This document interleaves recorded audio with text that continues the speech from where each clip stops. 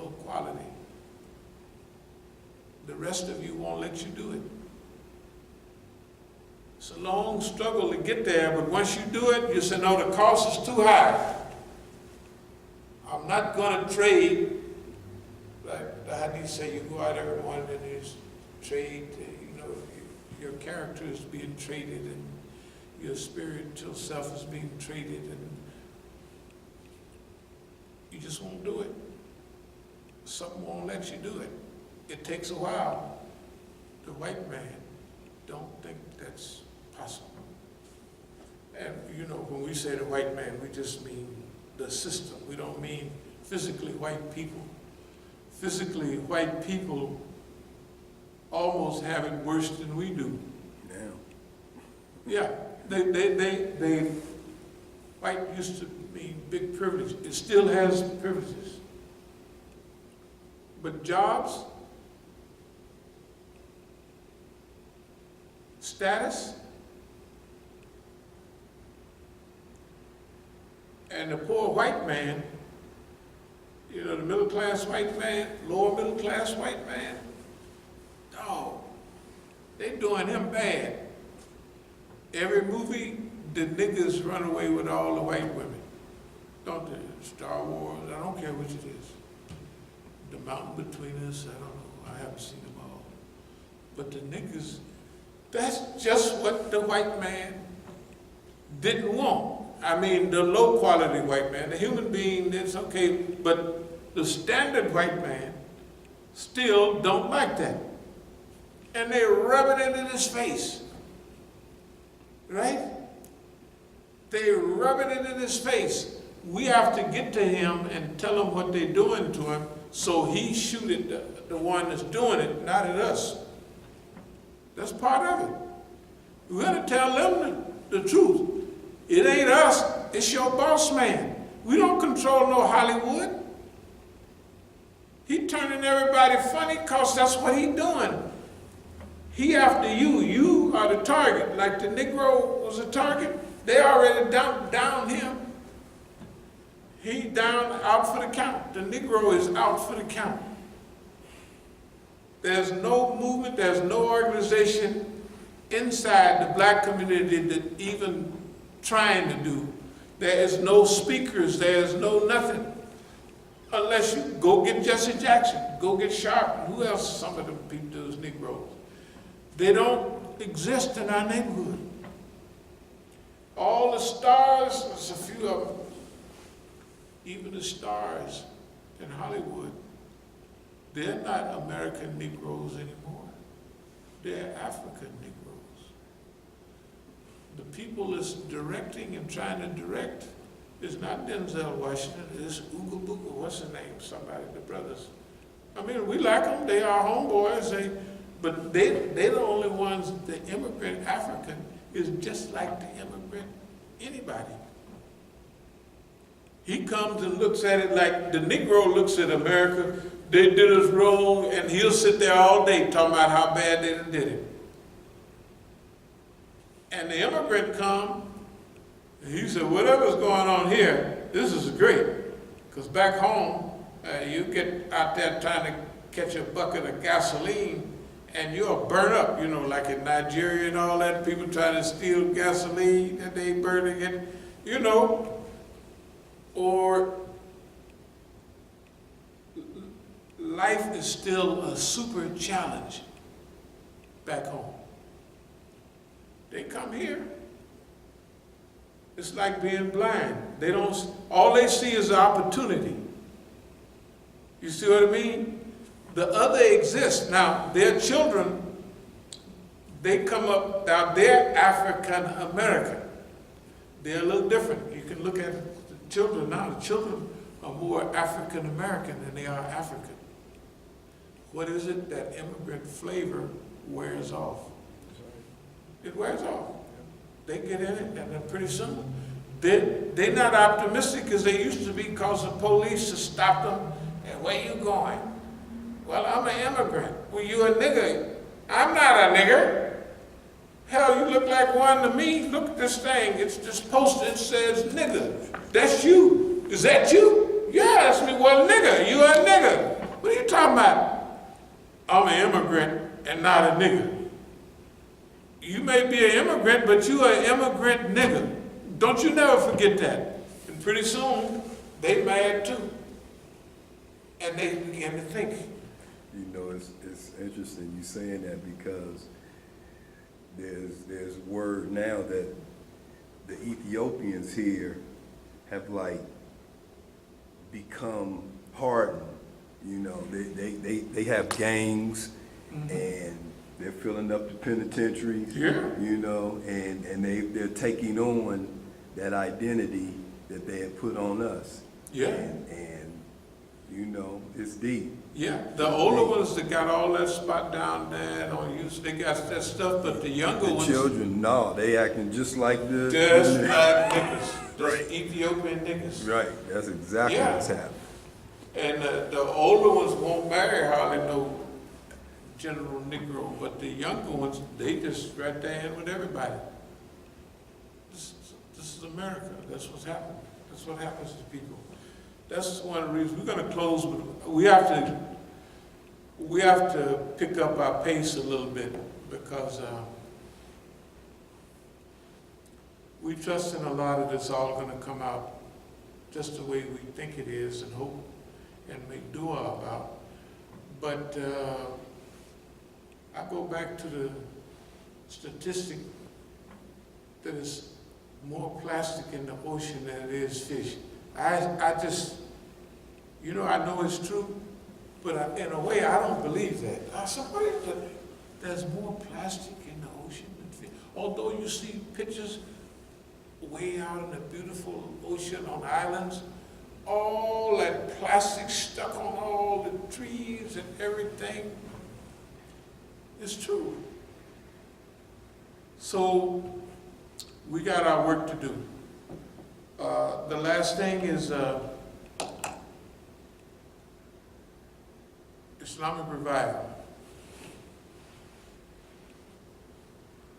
The Muslims that come here don't think that it can be done, or else they'd be giving it a try.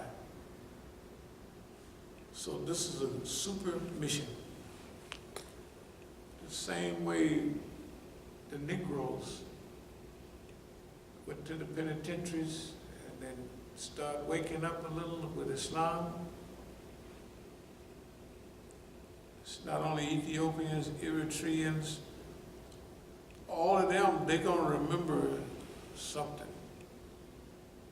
They used to run around at the Masjid and go to little programs and du'as and things like that. All we have to do is teach them what it really means. Those same kids will come out. See, remember when one door closed, another one opened. Those same little Ethiopian Eritreans, and it's not only them. The Mexican from, they used to call them Chicanos. Right. Chicanos, Chicanos, they were like 35 or 40% Negro. They wore the same clothes. If we wore knobs, you know, Stacey Adams and stuff with the shiny toe, they wore French toes, almost the same thing. White strings. And if we had sport coats, and they had sport coats in counties, they called it, and we had khakis, starched and iron. And if we had processors, they had a head full of grease, you know what I mean? That grease where their hair wouldn't move. It was just black and just straight. In the cars, lowriders come from us, they don't come from Mexicans. Down the street. Well, they probably didn't. It's just LA, that's where it come from. And the Mexicans now, you can tell the ones when they came here, if they're wearing that white Stetson hat with the two creases on the side, you know they came here a little while back. And if they're wearing them baseball caps and chains, they modern Negro Mexicans. Yeah, they Negro Mexicans. And remember, on my block, it ain't nothing but them. We love them. I come out, speak Spanish with them, or try to, whatever. The world has changed. Islam is going to hit everybody in the right way. If we hit Mexicans, we stop there. Mexican mafia and La Familia killing each other. If we hit Salvadorians, we can change or influence MS-13. MS-13 is slow because they're making them real bad, like they're our worst gang in the world. Do you know when the Soviet Union fell, they took those 300 FBI agents, you know where they put them? On Negro youth. Negro gangs. How could the Soviet Union is the greatest enemy in the world during the Cold War, so-called, and number 2 is the Negro male? Something's wrong with that. That don't make sense. You know what I mean? But that's the way they see it.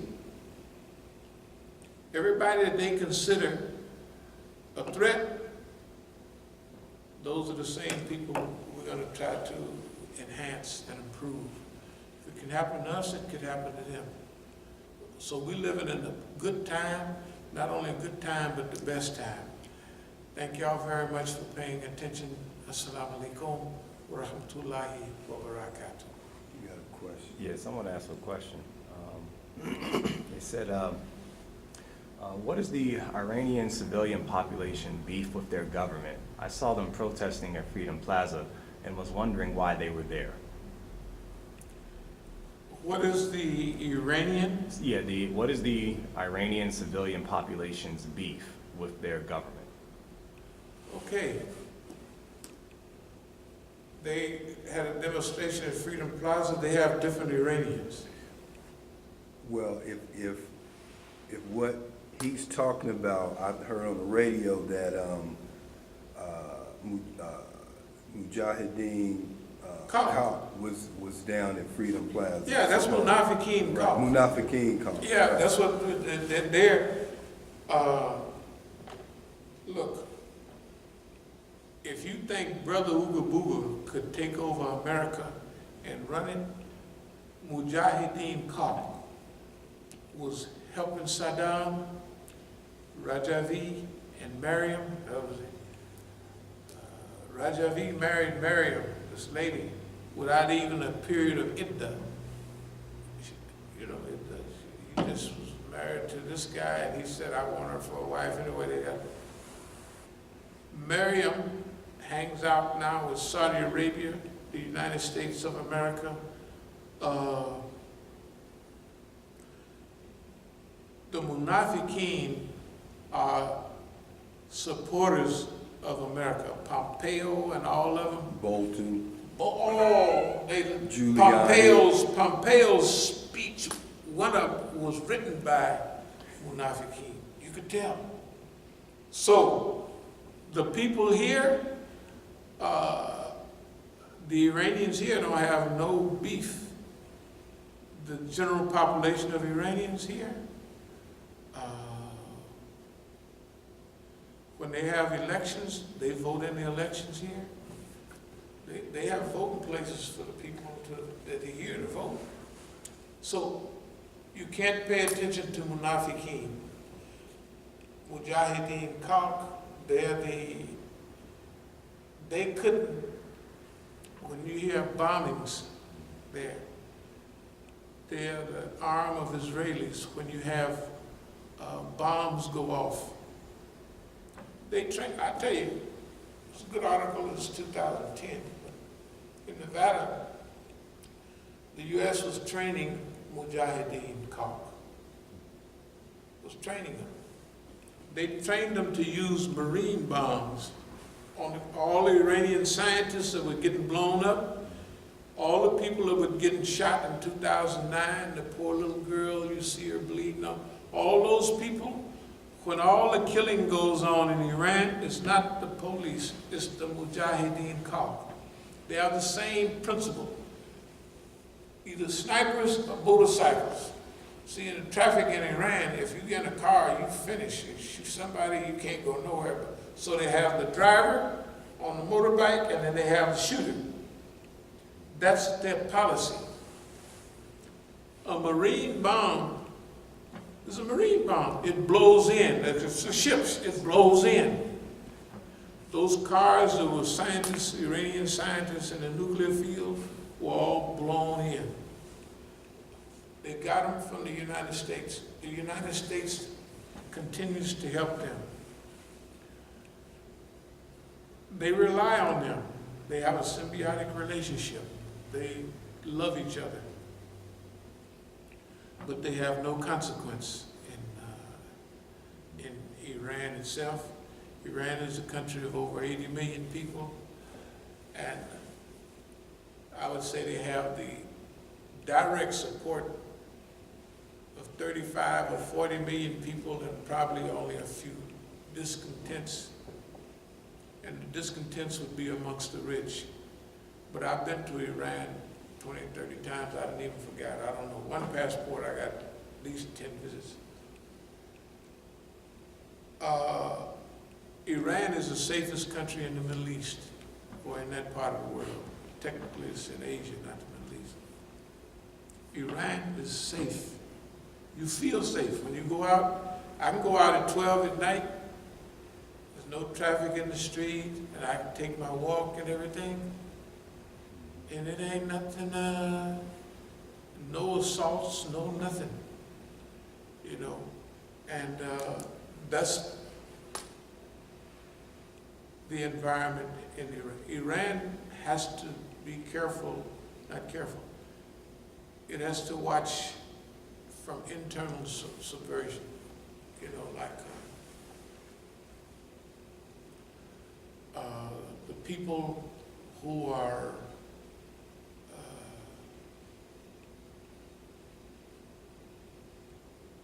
saboteurs, collaborators, and people that believe the United States. They're not bad people. They just believe what America says. I could mention some of them, but that's all right. They believe that the United States is, if it says that we're going to try to do this and we're going to do it, by golly. Those people have some of the reins of government. And when they get those reins, they try to bring everybody like them in. So Iran's greatest problem is internalism. I call it like what Equan have and had. Groupism instead of globalism. General rightism instead of our specific group. Whatever our specific group wants, it's right. However we get it is kind of right. Mm. To like, I didn't have some of my friends tell me like, I hate Ahmadinejad. I hate him. I said, man, that's serious. Don't you try to help the poor? Yeah, but he's running the economy. Then you look at what they do. So this is their problem. It's not their problem, it's humanity's problem. Our clique, our group, we're right. They're wrong. If they keep that up, that's the only thing that could collapse or shake up the Islamic Republic. All those outside, hey man, Iran is on the road in Syria and all over that part of the world. It fell on the right side, that's all. So it's pro-Yemeni, not anti-Yemeni. Right? So it has all the eastern provinces of Saudi Arabia on its side. It's inherited Iraq. Out of all that fitna they did in Iraq, Iran walks away with it. So remember, strategic alliance, Iran, Iraq, Syria, including Hezbollah and Lebanon, and now dear Russia. Strategic alliance. The United States is focused on causing problems, and other people are focused on trying to solve problems created by the United States. That's all. So are there any more questions or comments? Thank you very much. As-salamu alaykum wa rahmatullahi wa barakatuh.